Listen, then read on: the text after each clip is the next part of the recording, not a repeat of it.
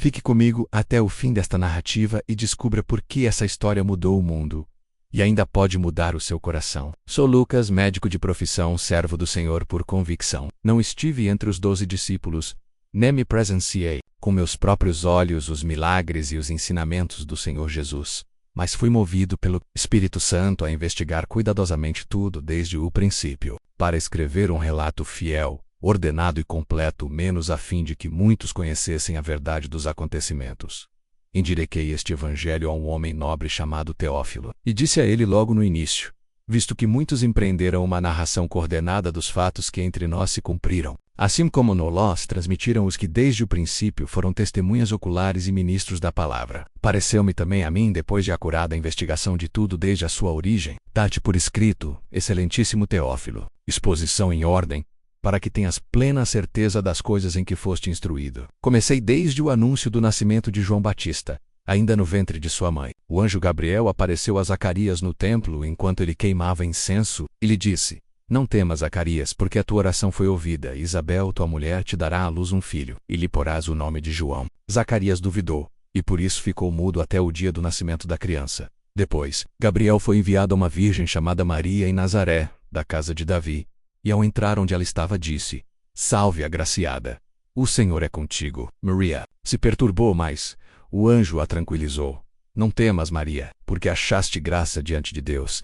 Eis que conceberás e darás à luz um filho, a quem chamarás pelo nome de Jesus. Maria respondeu com fé: Eis aqui a serva do Senhor, cumpra-se em mim segundo a tua palavra. Visitando sua parenta Isabel, Maria proclamou um cântico que transbordava do seu espírito. A minha alma engrandece ao Senhor, e o meu espírito se alegrou em Deus, meu Salvador. Quando chegou o tempo de dar à luz, José e Maria viajaram a Belém, por causa do recenseamento de César Augusto. Não havia lugar nas hospedarias. Foi numa manjedoura entre animais que nasceu o Salvador do mundo. Naquela mesma região, pastores estavam nos campos, e um anjo apareceu a eles. Não temais, porque eis aqui vos trago boas novas de grande alegria, que será para todo o povo.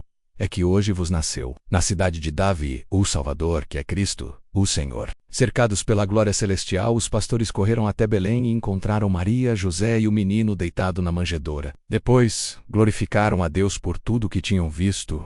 No 8º dia, Jesus foi circuncidado e apresentado no templo. Simeão, homem justo e piedoso, tomou o menino nos braços e disse: Agora, Senhor, podes despedir em paz o teu servo, segundo a tua palavra. Pois os meus olhos já viram a tua salvação. E uma profetisa idosa chamada Ana também deu graças a Deus, falando sobre um menino a todos os que esperavam a redenção de Jerusalém.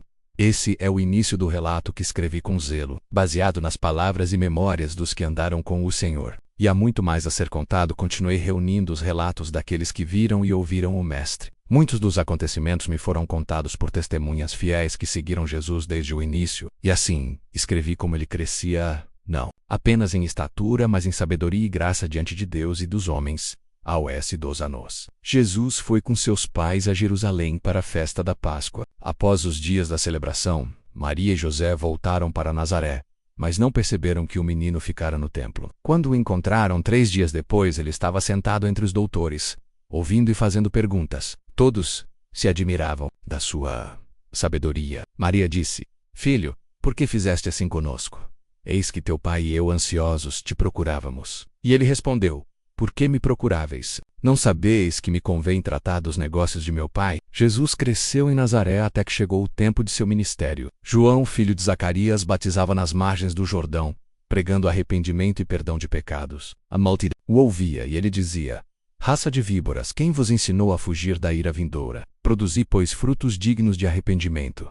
E então veio Jesus para ser batizado, e quando ele orava, o céu se abriu, e o Espírito Santo desceu sobre ele em forma corpórea, como uma pomba, e uma voz do céu disse: Tu és o meu filho amado, em ti me comprazo. Depois disso, Jesus foi levado pelo Espírito ao deserto, onde jejuou por 40 dias. O diabo o tentou, oferecendo-lhe pão, reinos e glória. Mas Jesus respondeu com a Escritura: Nem só de pão viverá o homem, mas de toda palavra de Deus.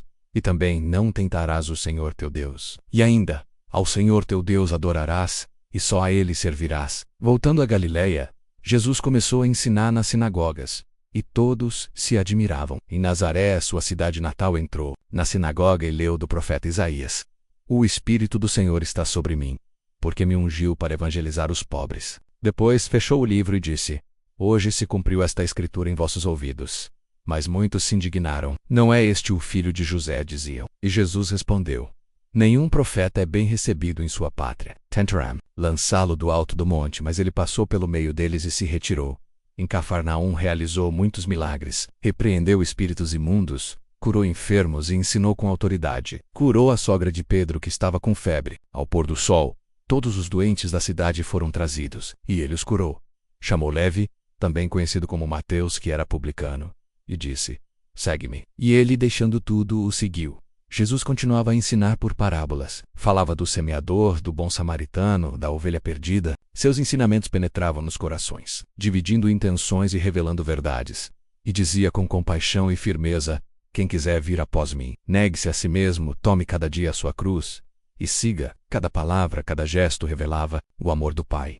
E eu, Lucas, continuei escrevendo para que o Teófilo e todos os que viessem a crer soubessem quem era esse Jesus que veio salvar o que se havia perdido, mas o que ainda estava por vir era maior do que tudo que já havia sido dito na plenitude do seu ministério. Jesus continuava a curar, ensinar e revelar o coração do Pai. Muitos o seguiam, mas outros o odiavam. Os fariseus e escribas procuravam ocasião para acusá-lo. Ainda assim, ele não recuava. Certa vez, disse aos discípulos: O Filho do Homem será entregue nas mãos dos homens, e será morto. E ao terceiro dia ressuscitará. Mas eles não compreendiam o que isso significava. Quando chegou o tempo da Páscoa, Jesus enviou Pedro e João a preparar tudo. E naquela noite, reclinados à mesa, ele tomou o pão, deu graças, partiu e disse: Isto é o meu corpo, que por vós é dado, fazei isto em memória de mim. E semelhantemente, depois do Cir, tomou o cálice e disse: Este cálice é o novo testamento no meu sangue, que por vós é derramado. Sabendo que seria traído, olhou para os discípulos, e disse: Mas eis que a mão do que me trai está comigo à mesa. E um por um começou a perguntar: Porventura sou eu, Senhor? Saindo dali, foi com eles ao Monte das Oliveiras, ao lugar chamado Getsêmani. Ali, angustiado, afastou-se um pouco e orou: Pai, se queres, passa de mim este cálice. Todavia, não se faça a minha vontade, mas a tua. Um anjo apareceu para fortalecê-lo, mas a angústia foi tão profunda que seu suor se tornou como gotas de sangue. Quando voltou, encontrou os discípulos dormindo, e disse: Levantai-vos e orai, para que não entreis em tentação. Logo chegou Judas, com uma multidão armada, aproximou-se e o beijou. Judas, com um beijo, traz o Filho do Homem? Perguntou Jesus. Levaram-no à casa do sumo sacerdote. Lá, Pedro negou 3 vezes conhecê-lo. E quando o galo cantou, Jesus olhou para Pedro, que saiu e chorou amargamente. Foi zombado, espancado, julgado por Pilatos e Herodes. Embora não houvesse culpa alguma, a multidão gritava: Crucifica-o! E assim o justo foi entregue nas mãos dos ímpios. Enquanto caminhava ao Gólgota, algumas mulheres choravam. Ele as olhou e disse: Filhas de Jerusalém, não choreis por mim, mas chorai por vós mesmas e por vossos filhos. Foi crucificado entre 2 malfeitores, e disse: Pai, perdoa-lhes, porque não sabem o que fazem. Um dos criminosos zombava, mas o outro reconheceu: Senhor, lembra-te de mim quando entrares no teu reino. E Jesus respondeu: Em verdade, te digo que hoje estarás comigo no paraíso. Ao meio-dia houve trevas sobre toda a terra até às 3 da tarde. E então Jesus bradou com grande voz: Pai, nas tuas mãos entrego o meu espírito. E dito isso, expirou.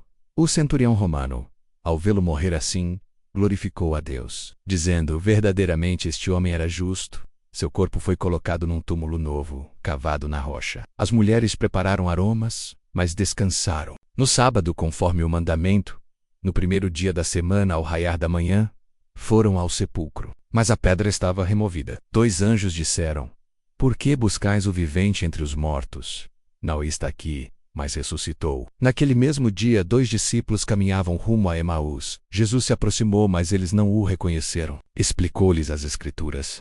E ao partir o pão, seus olhos se abriram. Porventura não ardia em nós o nosso coração quando ele nos falava pelo caminho? Depois apareceu a todos os discípulos reunidos, dizendo: Paz seja convosco, mastro-lhes as mãos e os pés. Comeu diante deles, e disse: Assim está escrito, que o Cristo padecesse, e ao terceiro dia ressuscitasse dentre os mortos. Levou-os até Betânia, ergueu as mãos e os abençoou. E enquanto os abençoava, foi elevado ao céu. Eles o adoraram e voltaram a Jerusalém com grande alegria. Lucas escreve tudo isso com zelo, para que soubessem com certeza que Jesus é o Cristo, o Salvador do mundo.